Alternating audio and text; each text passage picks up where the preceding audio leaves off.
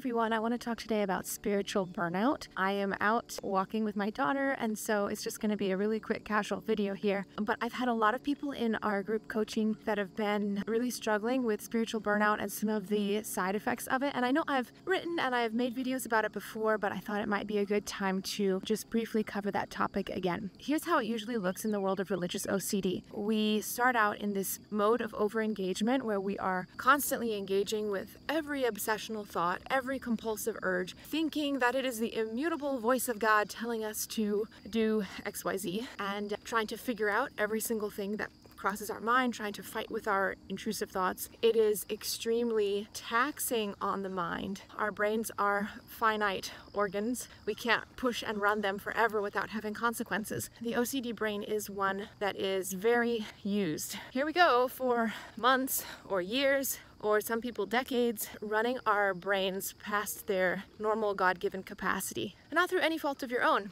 I mean, it's a disorder. That's why we call it a disorder, because it is operating in a disordered way. There's a point at which something switches, and this may be due to you learning more about OCD treatment and trying to implement positive practices. It may be due to some unknown factors in your life that we don't ever pinpoint, and that's fine. The reason for the switch isn't that important. What matters is that there is a switch that happens for many, many people. It's as if a safety shutoff valve has been switched. For many people, it happens fairly suddenly. Not for everybody. Sometimes it can be gradual, but for many people it's like a sudden shift where they wake up and they're like, I don't care anymore. I just don't care. Like, I can't feel worried about my spiritual experiences. I have unanswered questions in my mind, but it just doesn't bother me anymore. I just don't care. I get intrusive thoughts and I'm like, whatever, I can just let it go. This sudden new surge of a kind of spiritual apathy can be very worrisome for people who have previously been intensely overengaged with their obsessions and compulsions, because it's so opposite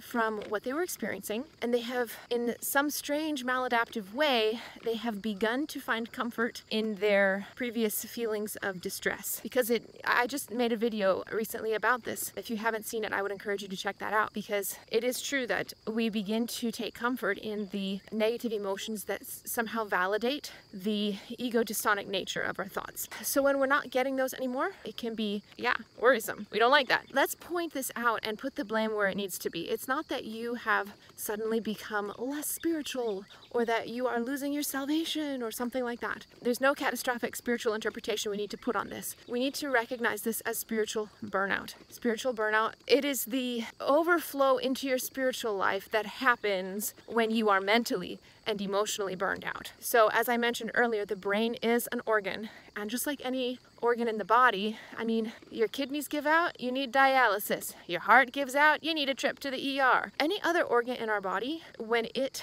reaches its limits, we recognize that as a medical emergency, and the brain is no exception. People whose brains give out, obviously the furthest, most extreme case of this would be like brain death or something like that, where you go into a vegetative state. That would be like the most serious case of your brain having a medical emergency. There are many lesser levels as well. People go into psychotic states, they go into psychiatric wards in the hospital. I've worked with many people who are trying to piece back together their spiritual lives after having been through some kind of a mental, emotional, spiritual crisis. Religious OCD is just unfortunately very conducive to that kind of turmoil. Your brain is having an episode that has been many months or many years in length. It finally says, you know what? That's it. We're tired. We're tired up here. These little neurons, all of the neurotransmitters that have been trying to support us, all of the electrical impulses passing back and forth through this brain, we're tired because we're taking way more of a hit than we ought to, much more than we were designed for. It's interesting, my husband and I,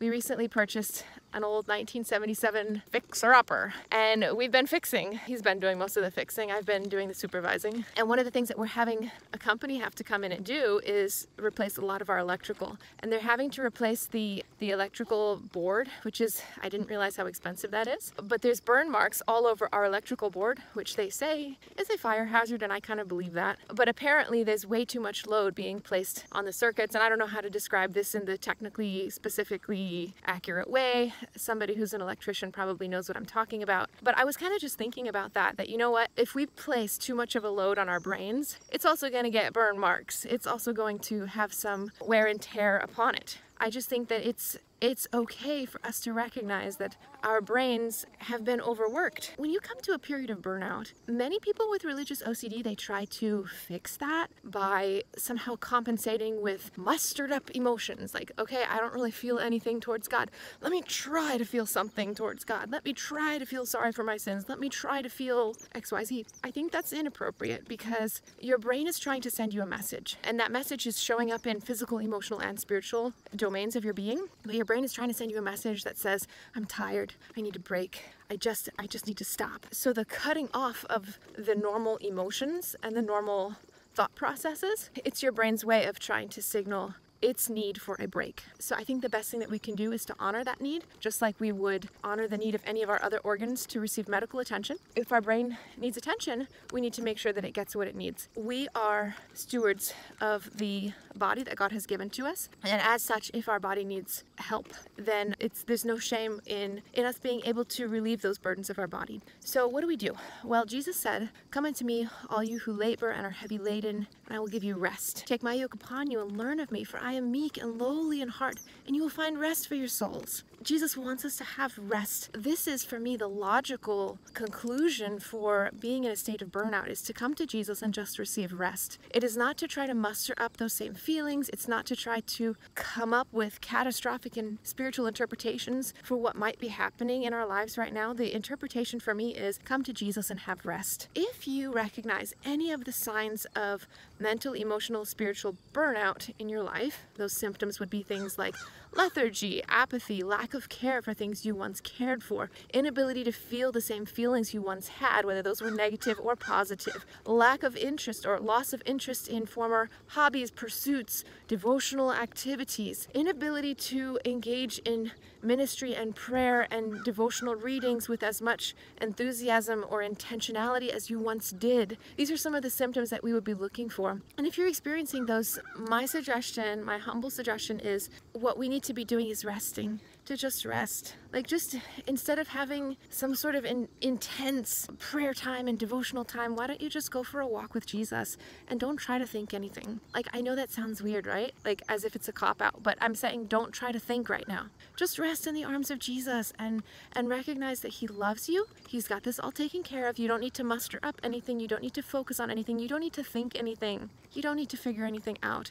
Just resting in Jesus, I think, is going to be the solution for you.